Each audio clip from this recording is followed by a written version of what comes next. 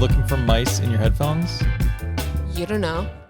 I do know. It could be mice feces in my headphones. I can tell you very confidently there's no mice feces in your headphones. There could be a mouse dead behind my seat, my cushion. There could be. There could be a mouse dead splat on the floor underneath the picture frame that was laying on the floor. You Oh, could wait, be. that actually happened. You could be a dead mouse. The mouse. Welcome back to another episode of Tuxedo Time, where we're Tuxedos and it is time. Podcast edition. Aftershow edition. Episode 2 Aftershow edition. Yeah. So edition. if you guys are just tuning in here for the first time in a while or the first time ever, if you're here for the first time ever, this is a podcast where we have candid, unfiltered discussions about life, video production, and being a creator. Loosely related to our YouTube channel, Becki and Chris. Yes. And the after show edition is when we deep dive on the behind the scenes for a large video project that we're working on our channel, which right now is the Home Renovation Series, where we have been transforming our house into our home.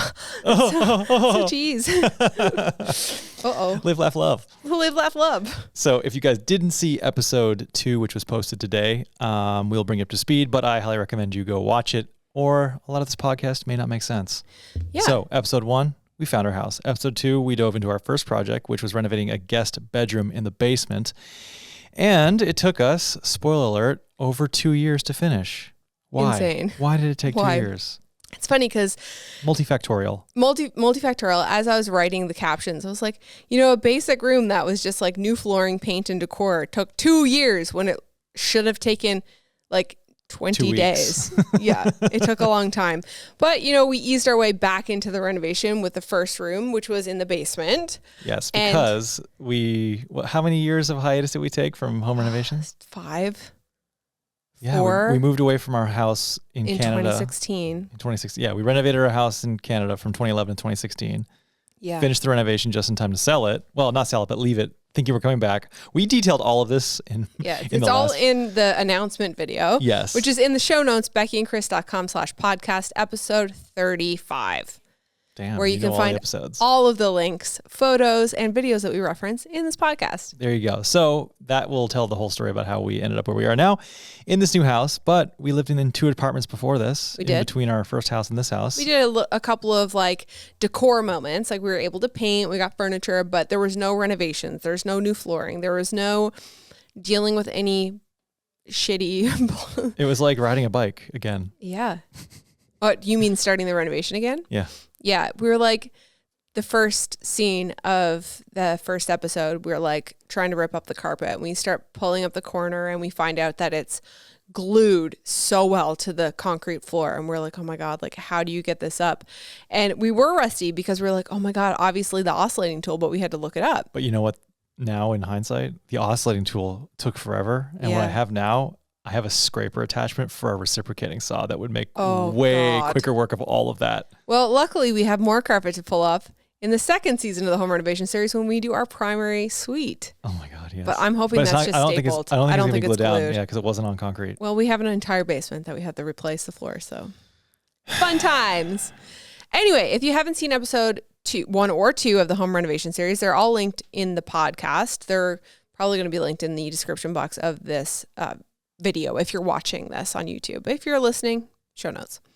So we're talking about behind the scenes, episode 2, the guest BTS. room renovation. Once again, a couple of questions from you guys from the main channel that we pulled, a couple of comments that we thought were comical that we could discuss on, and we've got a few tips to share on basically how you can kind of up your guest room game when you're hosting friends or family, just how to make your stay more comfortable for people who are coming over. Mm-hmm. Okay, what are we hitting first? Are we hitting some comments first? Okay, well, the first comment I have here is from Tom Phillips, and they say, when a video starts with, oh, fuck, it's going to be good. Tom, spoiler alert, I think the next video also starts with a similar refrain. In fact, I think they all start with that. I think episode 4 is the worst for fuck-ups and swears. Yeah, I think you're right. And also, can we just, for a second before we go back into the thing, talk about how many Naruto runs were in this episode? Did you count? I think there were 4 at least. I think we need a prize. Once all of the episodes are said and done, the Home Reno series is done, completed up. How many Naruto runs did Chris do in the entire series? So I have an admission. Okay. Is that I only have a vague knowledge of the Naruto run. Okay. I know it's from an anime, which I've never seen. I have you're no knowledge of the context. I only know the meme. So anyway, I'm just picturing some guy, Naruto running towards Area 51 on live television. I just picture it like in the mirror, the TikTok, where it's just like you just do it through the mirror and it's just like the full thing. Yes. We should do that in one of the episodes. Okay. There's a comment here from Steve McCrory, and it's a journey. Okay. I wanted this to be the second one because there's a lot to unpack with this and a lot to discuss. Okay. This is a 7-parter. Okay. Steve says 1. But we can do this because this is our podcast. Oh yeah. Fuck yeah, we can. Steve says 1, being able to DIY with your significant other, bliss or not? Well, a little bit of both. So great when nobody's cranky. Terrible if somebody hits their head or somebody else is hungry. Yeah, that's your problem, my problem, and your problem, respectively. Yeah. So we have a system or tired. Oh yeah. When the worst, it's not bliss when it's 3:00 in the morning and Mr. here is like, nope, got to get it done, and decides to stay up all night after we've been working all day and we're both fucking tired. That's the worst. I can't help if I have more dedication than you. Okay. I can't help if I'm a harder worker than you. Oh.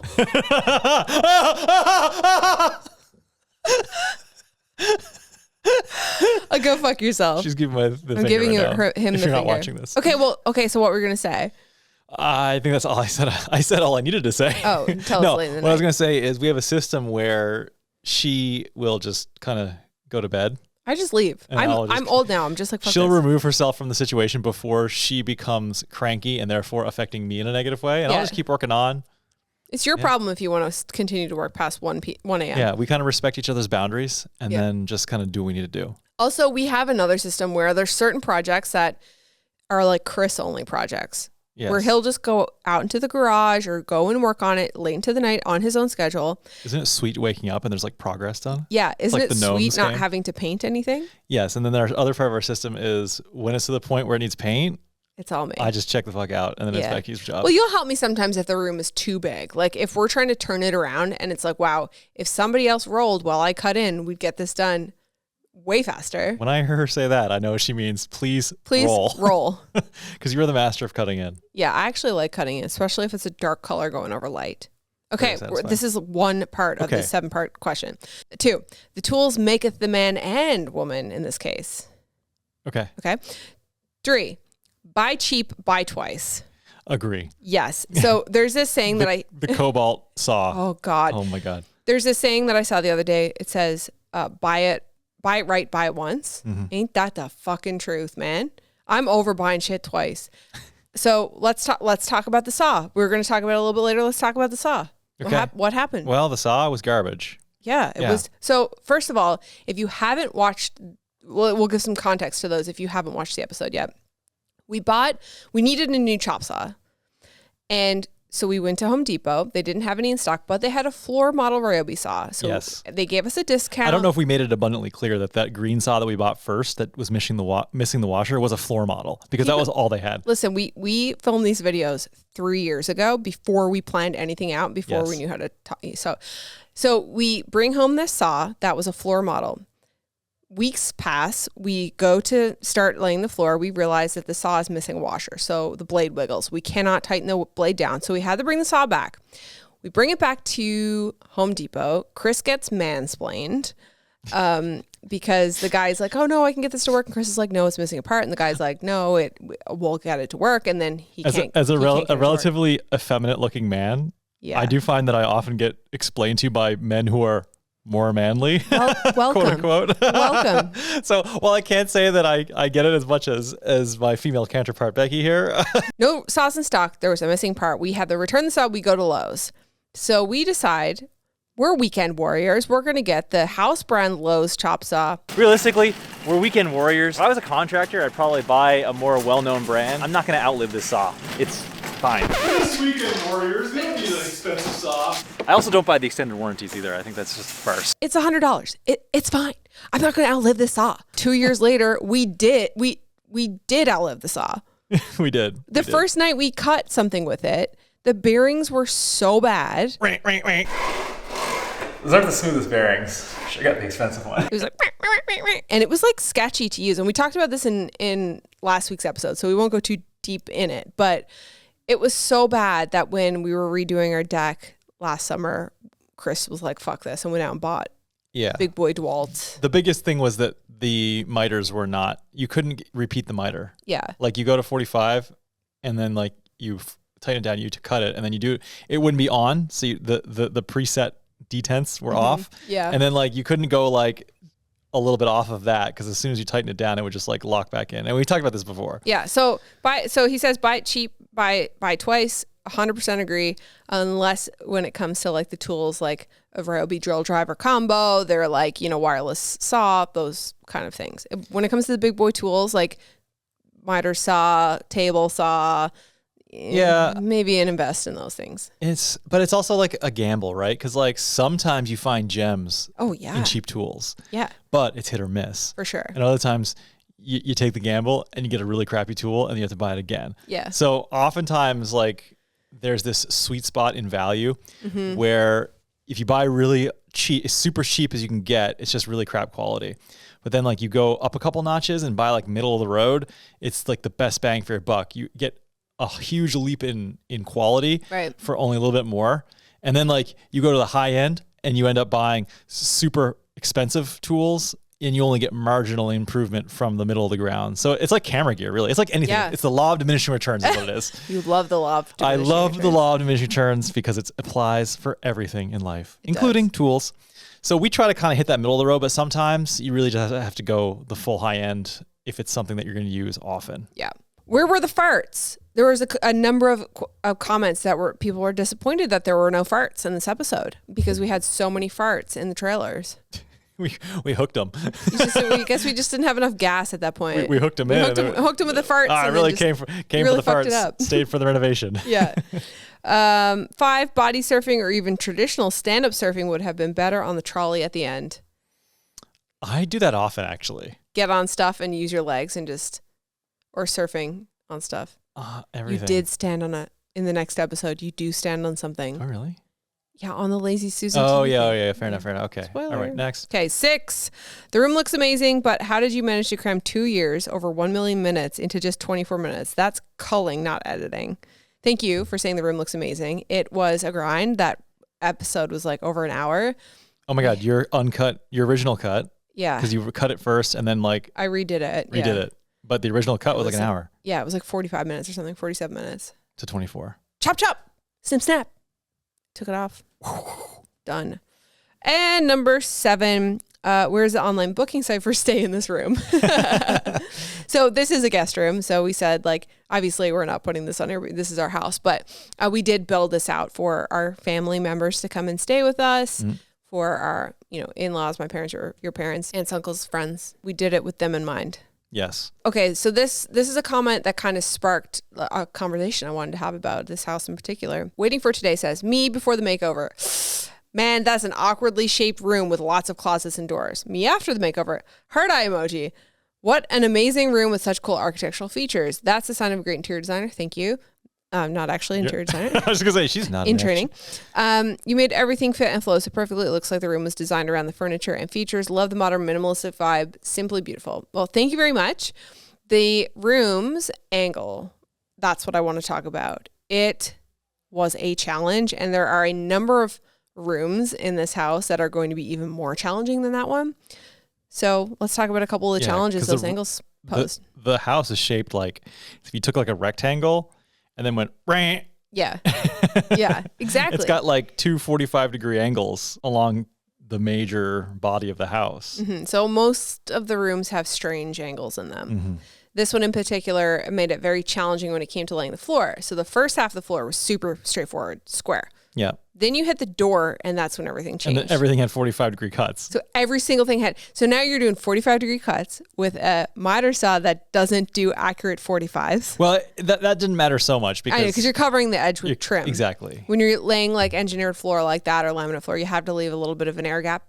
You can't butt the floor against the wall. There has to be a gap for expansion and contraction. And that's also why we ran into that issue with the fascia boards we made for the footer. Mm-hmm. And it probably wasn't made abundantly clear, but the reason why, what we should have done if we wanted to have no quarter round was take off the top take off the top, and then take off the front board that was already there. Right. But those were glued.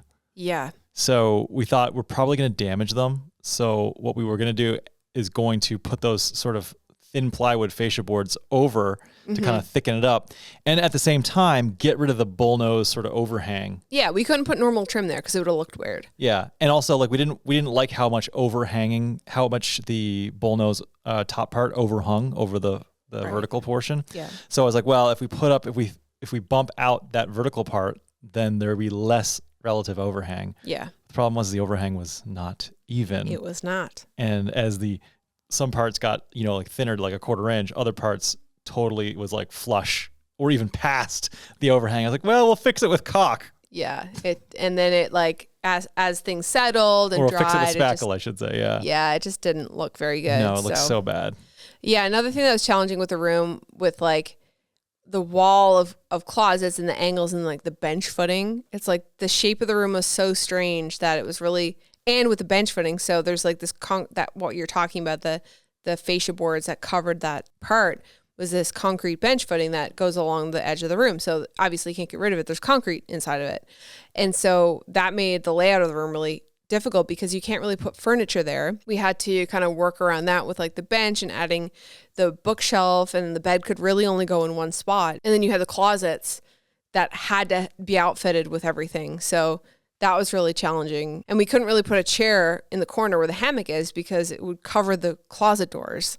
Mm-hmm. So the whole room was just a really strange shape.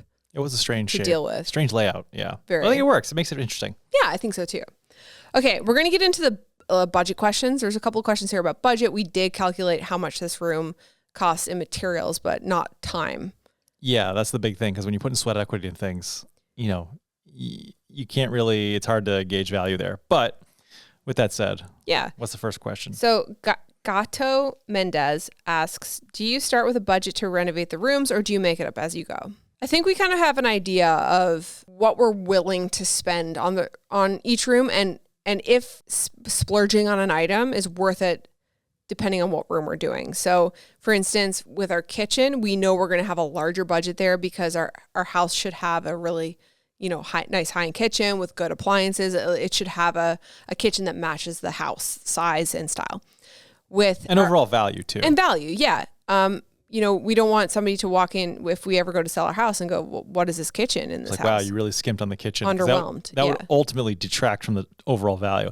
Kitchens and bathrooms are like the most important. Yeah. At the same time, it doesn't make sense to put a $100,000 kitchen in a $200,000 house. Exactly. Because, that's just, it's totally out of fit. It doesn't fit. Yeah. Same with like our primary bedroom. Like that's a room that we're going to be using every single day. We're going to spend half of our time in that bedroom because we're going to be sleeping for half of our lives, basically. We're just kind of scary to think about. So we're willing to invest in more expensive furniture, higher quality furniture, better finishes in there because this is a main space. So for a room like a guest room, we don't mind putting IKEA in the closet. Exactly. Or like the end tables were from Target. Like, that's fine. You know, we splurged a little bit on the bookshelf because of the way it was built, worked with the bench footing. We were able to hack that for it to make sense. Mm-hmm. The bed wasn't a really expensive bed. We got that from EQ3. The bed frame was about $1,000. And then we got a tuft and needle mattress, which is what, like $500. So we're like $1,500 for the bed frame. That's pretty expensive.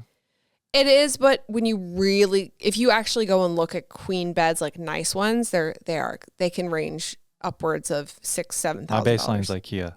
Yeah, so IKEA is going to be more affordable for sure, like $100, $200, $300, $400. But as far as budgeting is concerned, I think we don't look at it in a sense of, okay, we have X number of dollars we're willing to spend on this. How are we going to divvy it up? Yeah, we kind of have finishes that we know are going to meet our budget. If you what we're comfortable spending on whatever specific space, and we'll just kind of make it happen. And if something we splurge a little bit on one thing, we'll try to save a little bit on another thing, like you were saying. Yeah. But the whole thing that kind of gets back to is, going into this project from the very beginning was when we bought the house. And I think I said it either in this podcast or some other video.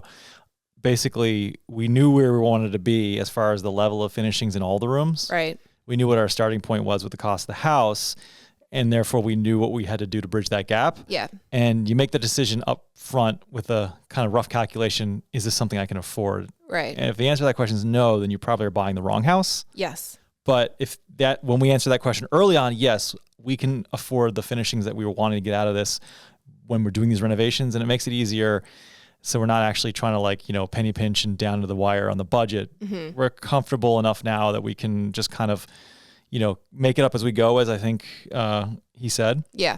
And not feel like we're just blowing crazy amounts of cash. Right. We're not going to put like a really high end, bed in the guest room that people are going to use maybe 3 or 4 times a year. Like you said, you'll spend more on the bed in the primary bedroom. Exactly. Because we're sleeping on it every night. Right. But with that being said, after going through the first house and the apartments, I'm going to go for something higher quality on the bed than IKEA because we want it to last. Mm-hmm. We still want it to be a high quality piece.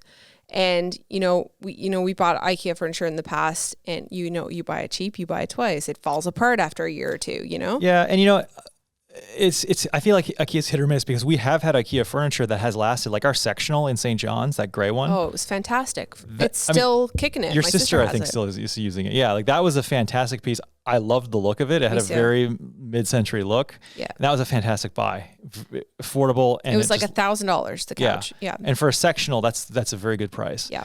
But, then there's other stuff from IKEA, i.e. the closet system that we bought. Or our dressers that we have in our current bedroom. We've had them for like 4 years and they are destroyed. Right. They're like skewed. They're like they're rhombuses. Yeah. The parts have broken off. Yeah. So there's things that I'm willing to spend more money. There's things that I want to spend more money on. Yeah. But for a guest room that's not going to be 100% occupied, even close to 100% occupied. Yeah. Maybe an IKEA bed would have been okay. But, I also didn't want to sacrifice on the look too. I had a very specific style that I wanted to go for. Yeah. And, EQ3 is a great place because their furniture is good quality for the most part. And the price tag is a bit more expensive than IKEA, but it's not outrageous. Some of the things are more expensive, but you can get into case goods, bedding, dressers and stuff for a reasonable price. I feel like EQ3 is that rung up the ladder from the bottom of the barrel. Yes. And then you're getting to okay, you get a lot of bang for your buck, but you're not spending 10x more on something that's, like designer brand name that's going to be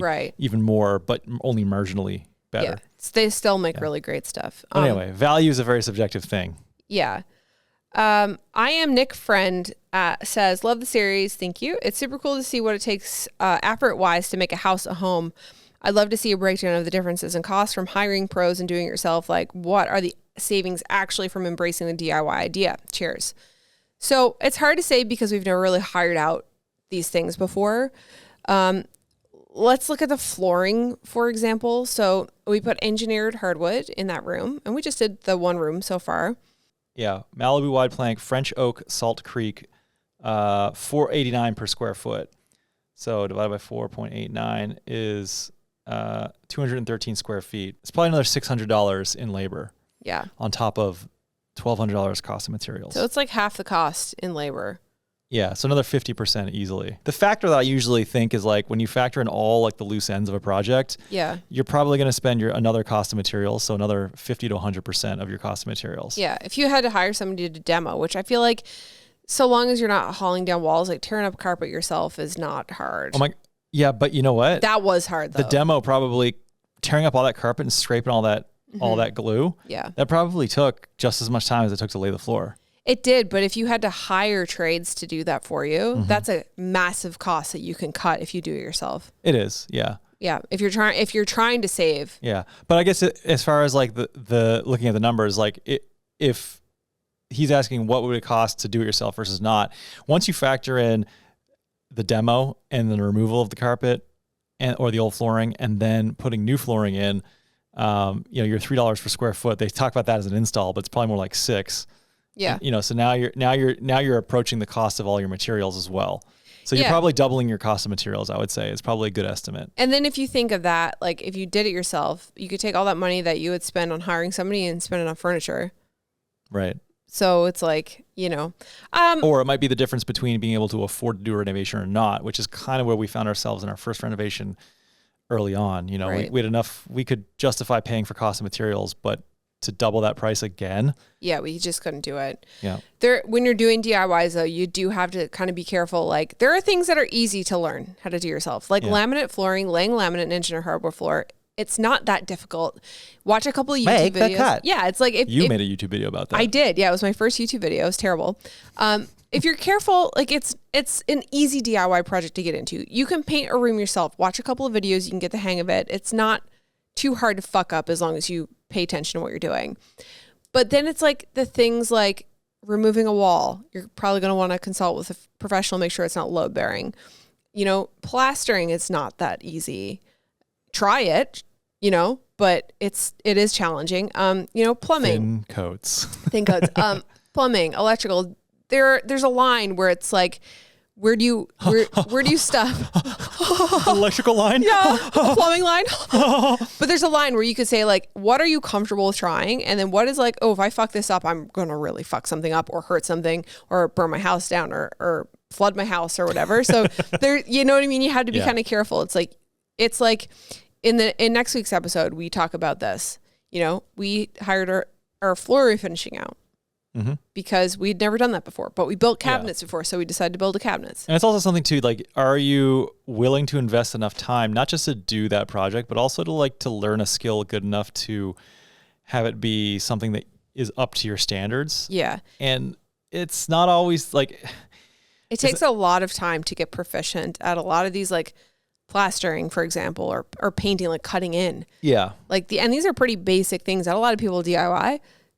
Takes a lot of practice to get proficient. Yeah. And I think that if this was our first house and our first foray into home renovation, this would never work. No. Because I think that your level of finishing, as we talked about, you know, the money you put into certain projects has to be commensurate to the level of value of the house.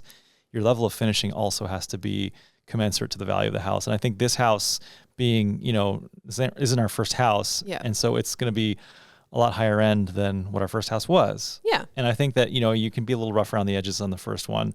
Yeah. It's acceptable. But I think that if you took our skills from our first renovation and put them in this house, yeah, it wouldn't work out. No. I mean, it'd be more along the lines of what we saw when we put up those fascia boards on. Yeah. And then they cracked after like a season. Do a shitty job installing it. It's easier to rip out. Correct. Yeah. Lesson learned. Yeah. Yeah. So when it comes to budget, roughly... we spent between the materials and the furniture, not including our time, it was about $6,000, not including the rug, the chair that was at the desk, and the bench, which were shopped from the house. From our own house, yeah. We already had those items. There's one regret that I had that somebody was, the next question kind of brings me to this, is somebody was asking, how do you decide what goes above the bed and what walls stay blank? It brings me to what's above the bed in this room. There is a photo, one of my photos, printed above the bed. I had this photo framed. It was kind of like I was like, this is the photo that's going to be kind of the inspiration for the room. All the gray tones kind of came out of it. It was shot in Oregon when we were there. So I had it printed at a local company called Buffalo Big Print, and I made the mistake of framing it in an IKEA frame because I didn't want to spend a lot of money on custom framing. Right. So the IKEA... And you're talking about orders of magnitude and difference in price. Like $20 for the frame versus probably $250 for the frame or more. 10x, over 10x. So I didn't feel that it was worth it to get this photo custom framed. So I framed the photo in this IKEA frame, and the Ripa frames are really great. Like this is one here. They're all in the studio. They're really light. They're affordable. They look good for a very affordable price tag. The problem is that they don't actually have glass in them. They have plexiglass, which looks like plexiglass. Looks like very reflective. It looks like plastic. It looks like plastic. So in a room like this where, you know, maybe you don't have lights shining directly at it, fine. In a room where you have a giant bank of windows next to it, not fine. Yeah. So as we're shooting the room, all I can see, I can't even see the print.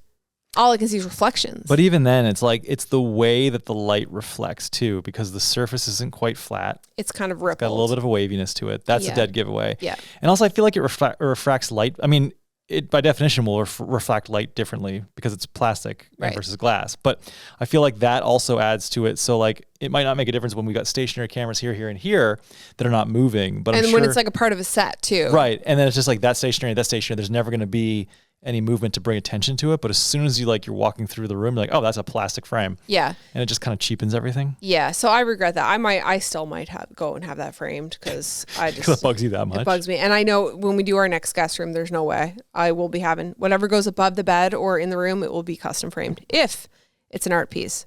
So to talk about that, how do you decide? Totally depends on whatever you want to put in the room. in this specific room, I wanted to keep it nice and simple and just put one image above the bed with a white frame and keep it simple. The wall to the left of the bed has a thermostat on it and a humidifier. To add anything extra to that room would have looked cluttered and bulky, and it would have taken your eye away from the bed and the photo above the bed. So when you walk into a space, you kind of want to have a focal point, right? Something that your eye gets drawn to. So in this space specifically, you walk in and you see the bookshelf, and then as you turn, you see the bed with the print, and it kind of draws your eye up to the print. If you have something on the wall here as well, then you're like, well, where does my eye go? Print would never be as substantial as the bed with the print over it. Right. So it's like, it'd be competing. Is that what you're kind of saying? It would be competing. So we kind of have one focal point, which is the bed, the symmetrical side tables with the lamps, there's symmetry there. And then we have that one simple print above the bed, and that's it. That's where your eye gets drawn to.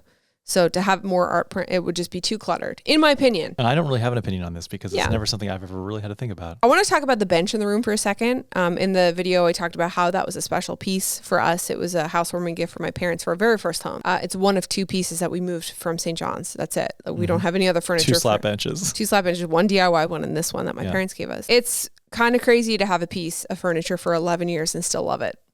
That's interesting. It doesn't seem like that long when I think about it, but then when you actually calculate, like, wow, that's a long time. In the world of like fast fashion furniture. Yeah. Fast fashion has hit actual fashion with like the likes of Forever 21, H&M. Yeah. Stores that like just sell really cheap clothes that's like almost disposable, which is kind of sad. But and then the equivalent of that is like all your prefab furniture from like places like IKEA and stuff. Right. It's just, it's very rare nowadays. In the old days, like our parents, they bought furniture once. Yeah. They would buy it and then they would have that. And it was an investment. Yeah. And I feel like that's why a lot of people's like who are older in the old, generations older than ours would have older looking things, because it's like, well, the mindset was buy it once, like we talked about. Buy it right. And then hand it down. Right. Anyway, most of the stuff there is traditional and we don't really like traditional that much. Yeah. I know when we moved into our first house, it was like, would you like this from our house? And we were like, no. We're ordering IKEA, and everyone shit all over it because we didn't have IKEA in St. John's. We had to order it, and it was like shipping was expensive, and we just IKEA'd it. But IKEA was affordable, and it had the look that we were looking for. Yes, we were looking for modern, cheap. We were looking for modern on a budget, and that's what IKEA does. Exactly, and we were able to modify our spaces to work with IKEA, so it didn't look just like IKEA. Yeah, we customized some things. Yeah, and then we would sprinkle in a couple of nicer pieces. Yeah. But the backbone was IKEA. Yeah. This piece in particular is a bench from EQ3. It was, at the time, it was expensive. It's not like the most expensive piece, but it is I think it was like $600 or $800 for the bench, which is, it's a lot of money compared to IKEA, significant, right? And that's a lot of money especially for somebody going into their entry level home. Yeah. I think when it comes to like buying, big pieces, like if you're going to invest in something that's a bit more expensive, you want to splurge on an item for your room, and maybe you're filling your room with IKEA, but then you have this other thing that you're like, oh, I really love this piece, it's a bit more expensive. Don't buy it in a weird color. Like buy it in a neutral color or a neutral finish, because if you've spent a lot of money on it, chances are you're probably going to want to keep it, and it's probably high quality.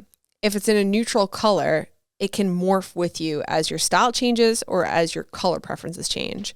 So when we're buying like big pieces, aside from this couch, we're buying them in neutral colors, let's be real here. Anything you're buying is buying in neutral colors. I know, but typically just because you like neutral colors. That's true. But yeah, there's been times where I'm like, ooh, look at this yellow thing. But like, no, I'm going to get it in a neutral color, because when you're adding color to your space, it's easy to get sick of color. So you can add in color with like bedding, pillows, blankets. But when it comes to like your actual bed upholstery, like get a neutral color. We do have a green bed. And I actually still love it, surprisingly. I mean, you think green's a neutral. I love green, yeah. We're going to work with that green bed in our next guest bedroom, which is going to be the complete opposite of what you saw in episode 2, which is very exciting. We're trying to do everything have a cohesive feel in this in the house, But still have variety. but have variety. So that's fun. Okay, let's move on to the next question. This is from Cindy. She says, love this room and I love this channel too. Newish subscriber here. I do have a question. Why no window treatments? As a guest in a semi-unfamiliar room/house, I freak out at night with no window dressing. To me, the windows are screaming for those automatic window shades, but that's just me. I'm totally amateur opinion. Anyway, thanks for a great video. Thank you for your comment. There are blinds in the room and I'm happy that nobody saw them because And she hates them, so she didn't want to show them. I don't like blinds, period, and I don't like curtains, period. Well, these are shades. These are cellular shades. So if you look closely at the windows, you'll notice that there's like a little bar that just sits within the window. So we have these like little paper cellular shades in the window, so you can get total privacy in that room at night. You just press the button, pull them down, and you can set them at any length. There's no ropes to pull. There's no, it's up, down, and they're cellular shades, and they offer I don't this know like why nice. you hate them so much. I don't hate them. What are you talking I about? thought you said you hate them. I hate curtains, period. Oh, I thought you were saying you hate these. No, I love these.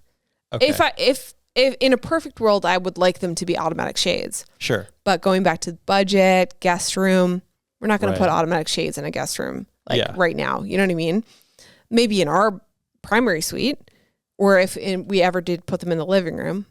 But no, so it was important for us to include shades in the guest room because, like you said, you're coming to strange. You don't want to be changing in the room. You don't know like what's in the backyard. So there are blinds there.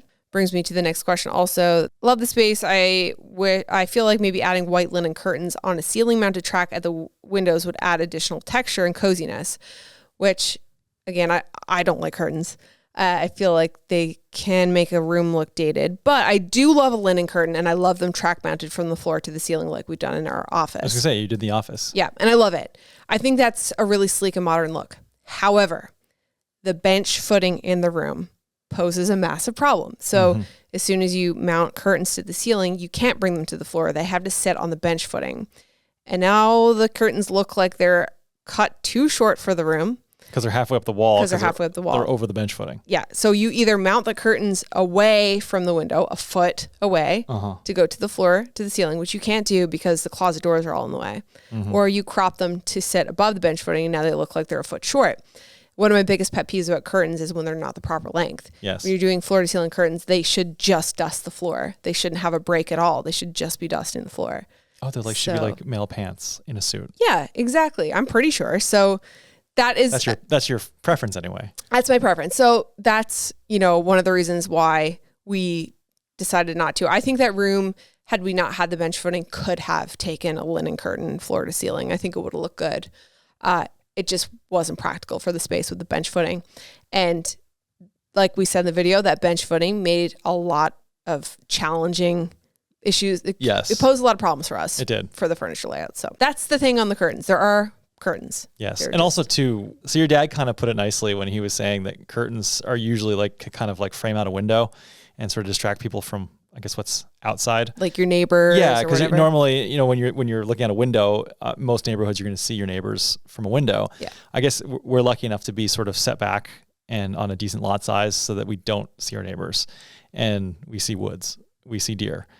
So in this instance, the only people that are going to be watching you change will be the deer. Yeah. So it's kind of it is nice to be sort of drawn outside and really kind of interact with that with nature. if you Yeah, will. like when you're looking at the window, in this case, you want to look out the window, what's beyond the window, not what's around the window. Yeah. So the white walls, the white trim, the white ceiling, it's all the same tone so that nothing distracts. It's just an easy tone and you get that connection between indoors and outdoors because it's basically just a frame of outside, not a frame framed with more And curtains. for me personally, I don't like the look of drapes. Yeah, I don't either. I do like the cellular shades that are just minimalist in the window. You can pull them down and just white out the window and it doesn't look any different. It's just that you can't see out the window. Yeah. I think that's the best, probably the most affordable way to keep a sleek modern result and maintain privacy in this room. Yeah, and we're going to be doing that same treatment in all of our bedrooms. No Yeah. curtains, just those cellular shades, Right. probably motorized shades like Cindy said in our primary suite. Next question is, good start, awkward skewed faces, great episode. P.S. would like to make a suggestion that if the TV could be rotated towards the viewer on the bed, it might be more comfortable and less glare. So the TV does actually rotate. We didn't show it in the video. We actually cut a lot of stuff out of the video of us demonstrating things, which will be in a different video. But we purposely mounted the TV on an arm so that you can pull it off the wall and angle it to see, to make it closer. And then so when you're lying in bed, it's angled so you could see it. So we did, that is a function. We were trying hard to keep this thing less than 25 minutes. No, all I could think about was Mr. Beast. And I'm like, cut. Maybe we cut too many details, but. Well, you can't include it all, right? It's it is for sure. Keep people attentive. Yeah, for sure. But, it's always good to read these things because it's like, oh, that's something that we probably should have mentioned. And when we make the next video, it's like, what are these details that we should mention that people might be curious about? Like, talking about the curtains and how the TV pulls out. It's funny because my dad was like, I had no idea that the TV pulled out until I was like, oh, one morning, like just look to see and it pulls out. Yeah. I was like, whoops, forgot to mention that one. Alex and Lily ask, oh my God, did you actually paint only one part of the ceiling? Is there a secret so the ceiling looks even? Ours looks like Frankenstein. Again, this is a case of cutting a lot out of the video. I only showed a portion. Sometimes you don't need to show everything, but no, we painted the entire ceiling. Yes. You can't just paint one portion because not only will you see the roller marks, but because we're painting an older ceiling, there's no way to match the same white. If you're going to paint a portion of it, you had to paint the whole thing. The key for it to not look Frankenstein, and sometimes it still does because ceilings are incredibly difficult to paint, especially if they're in big rooms, is keeping a wet edge. Oh, the wet edge is key, man. Once you start, you cannot stop. You have to finish the whole thing. Yep. Wet edge and having enough paint on your roller. You can actually buy additive for your paint. I think it's like a retarding agent, and it'll basically like slow the drying of the paint. Oh, really? So it's easier to maintain a wet edge for like big distances and big spaces. Oh, that would be handy for any ceiling. Yeah, probably. But we're going to spray the next room, I think. Yeah. We're going to try to do that. Yeah. We're clearing everything out of the next room. So we'll just probably spray the walls and the ceiling all at once. Everything. But yeah, the wet edge is key because as soon as you go wet roller over dry paint that's dry, you'll see the marks. Or if you go wet roller over paint that's partially dry, tacky, it will pull off the paint and change the texture of it. Yeah, it's no good. No good. Jason Arbor says, disappointing lack of farts compared to episode 1. Also love the series. Thank you, Jason. You know what? Chris, you need to start eating more beans before we film. When you gotta go, you gotta go. And sometimes you just don't gotta go. Yeah. Sometimes you gotta go and you gotta land the helicopter in the middle of a river and take a piss. You did that. Yes, thank you. Okay, so that's kind of like some of our questions for the episode, but we said at the beginning we were going to share a couple of tips for guest rooms.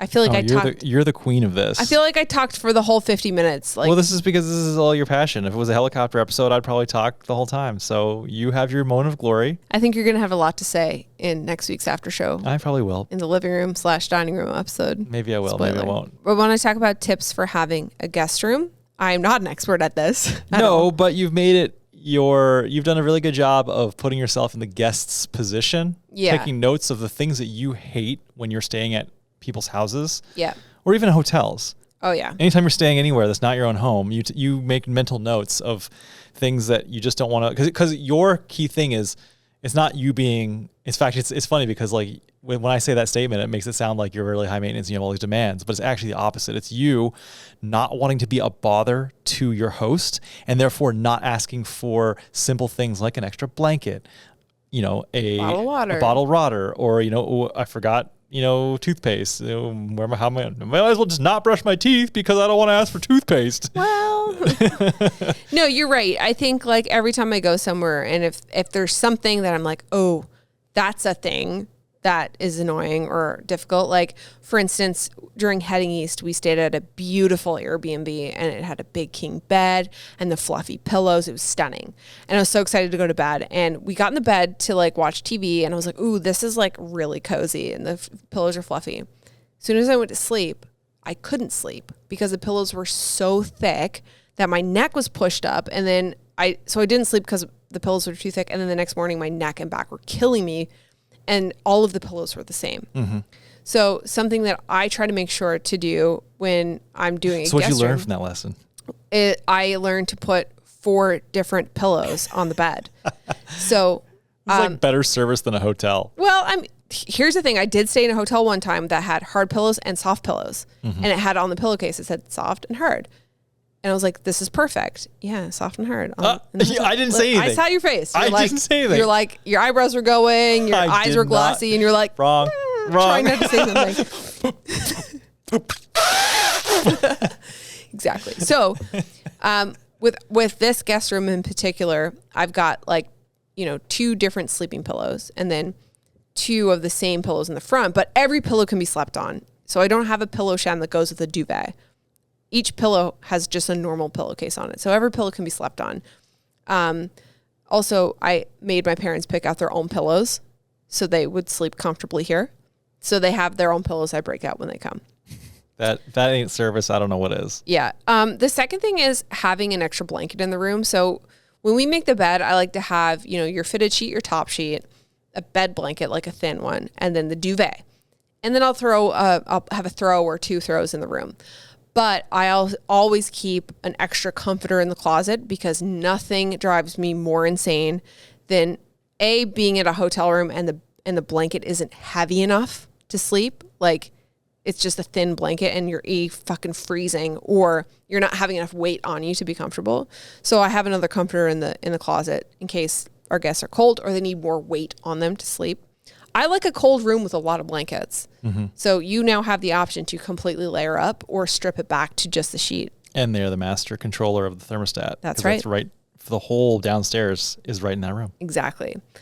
The second thing I like to do the third thing I like to do when we're having guests come to stay, especially if we're having a set of guests, like, cause we have 2 guest rooms, is to I have these little baskets where I'll put like a set of clean towels, washcloths, hand cloths, and 2 bottles of water in the basket. So lay it on the bed or on the bench. So when you put some cheeses and chocolates in that little basket. No, I just put some towels. So when they go in there, it's like, okay, these are my clean towels, and I have a hand towel and face cloth here. I have a bottle of water if I get thirsty. I don't have to be awkward and go upstairs and like ask for a glass if you're uncomfortable about it. It's there. You can just have it. And I always have a bunch of clean towels in the bathroom as well, but each room will have their own towels. It's just, your mom did that for us when we went to stay with her. And I just thought it was a nice touch not to have to ask for towels or wonder where they were or have to go into a linen closet. They were just set out for me already. And I knew like in the morning, if everyone was asleep, I could just grab the towels that she had set out for me on my bed and go to the shower. Yep. Something else you have are multiple luggage carousels. Yes. Or luggage, what are those called? Luggage. Benches. Holders, supporters. Yeah, I can't remember what they're called. The collapsible things with the little belts. Yeah. Hold your suitcase up and makes it into a little stand. Yeah. Sometimes I think people don't want to move out of their suitcase. They want to live out of the suitcase. Yeah. Having it on the floor is a bit cumbersome. Yeah, and also putting your suitcase on your bed is just dirty. Yeah, I don't like that. So I try to minimize how the suitcases being on the beds or on the furniture. So having these like luggage racks, that's what they're called. There you go, luggage racks. In the room. So there's 2 in each room. Mm-hmm. They're just like gray luggage racks. I didn't show those. You also have a yoga mat. Yep, there's a yoga mat in the closet. If you want to do some stretches, lay on the floor.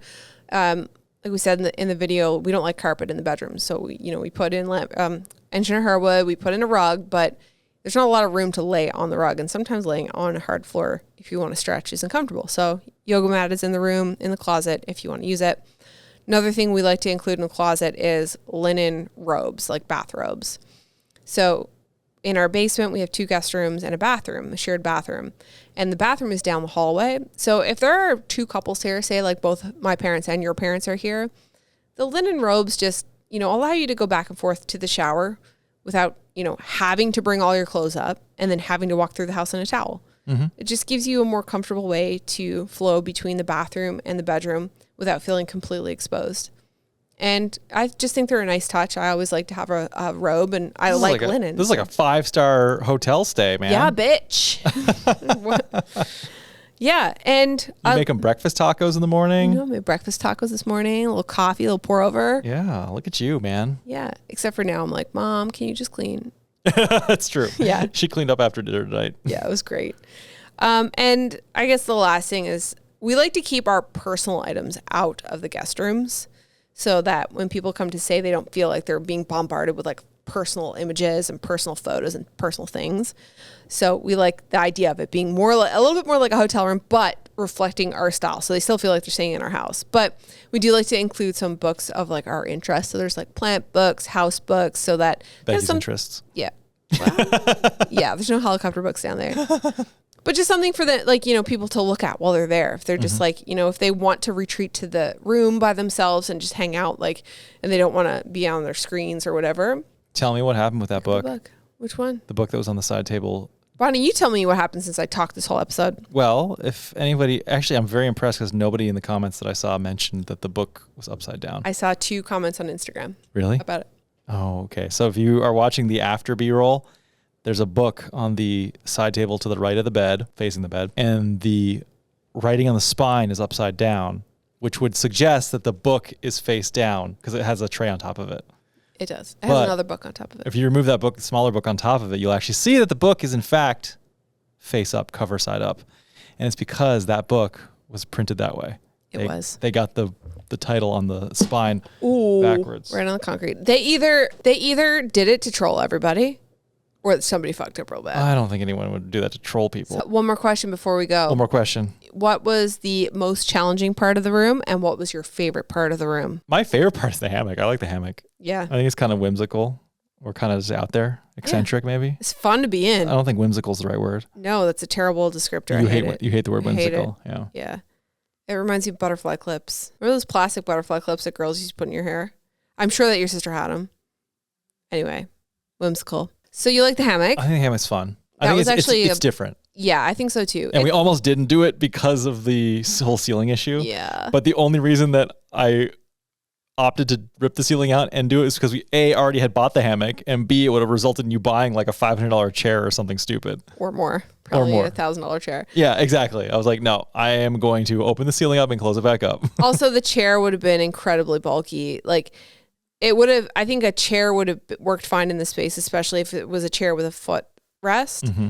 But because it was a guest room and you have checked suitcases coming in and out of the space, you really needed to have room to, you know, roll the suitcases in there and open up the closet doors and put the luggage racks there. If you had a chair there, it would be really claustrophobic. It would be, and I think it'd also be more awkward with respect to the window, because like you'd have this like big chair there with a footrest, but the back of the chair would be like partially covering the window. Yeah. Whereas the hammock, when it's just hanging there, it's just like almost transparent. Yeah. It's just like it's almost like it's like no different than what a curtain would be. Yeah. I love sitting in it. Actually very comfortable. It is actually very, I want to put hammocks everywhere. Yeah. And the worst part of this project? Yeah. What's the worst part? What part of the project done? Oh, when you left a pot to condensate all over the floor and there was a big mold spot. Yeah. Note to everybody, don't put your pots on the floor, even if they don't have a hole in the bottom. I had a pot that was made of porous material. Yeah. It had a built-in drip tray, but it was also porous material. So what? But even if it's not porous material and you've got a cold floor, you're still going to get. So you need to get one of those things called pot toes. Yeah, those are fantastic. I use those on all my pots now. They're just basically little tabs that go and they just create an air gap between the bottom of your pot and the floor. Yeah. So now I put like a plastic drip tray inside. And then the pot toes are great. Yeah. Amazon, I think, got them. They're like, what, $10 for a bag of 10 or something? Yeah, I don't even know. But I mean, yeah. Yeah. Even 3D print them. I was shocked because after we found that big mold spot on the floor, the repair was way less painful than I thought it was going to be. It was. In fact, actually, now that I think about it, my least favorite part of this project was the whole debacle with the bench footer. The bench footing, yeah. Only because I was so disappointed with how bad it looked. And I was like, this is really bad for... Oh, I was like, NS builders would be pissed. Oh my God, they would be rolling in their grave if they were dead right now. They're not dead, but they would be fucking pissed. I was like, this is atrocious. This cannot be a thing. I was actually embarrassed for us. I was. I didn't want to actually put it in the video, and I cringe every time I see the B-roll because you really chose the worst possible part. You told me. You said, look at this. This looks like shit. Show it. Yeah, listen, you know the whole thing, we said this was going to be showing the realities of DIY renovations. And sometimes you do shit and it looks like shit. Like when we said it took us 2 years. This is me making excuses now. When it took us 2 years to do this renovation, that was at the very beginning of it. And in turn, it was right after our hiatus. We hadn't done renovations since 2016. Yeah. Remember the first time you tried to plaster after not plastering since 2016? And you were like, how do I fucking do this? Yeah, it was messy. Yeah. You came back quick though. It was like riding a bike. It was like riding a bike. Yeah, using a trowel, skimming with a trowel. It's just like riding a bike. Yeah. Anyway, that bench footer thing was, I was embarrassed to put it in. I was also embarrassed about my fuck up with the pot. But oh yeah, I suppose that's kind of embarrassing. I think it was it's a good opportunity to show like, hey, everybody fucks up.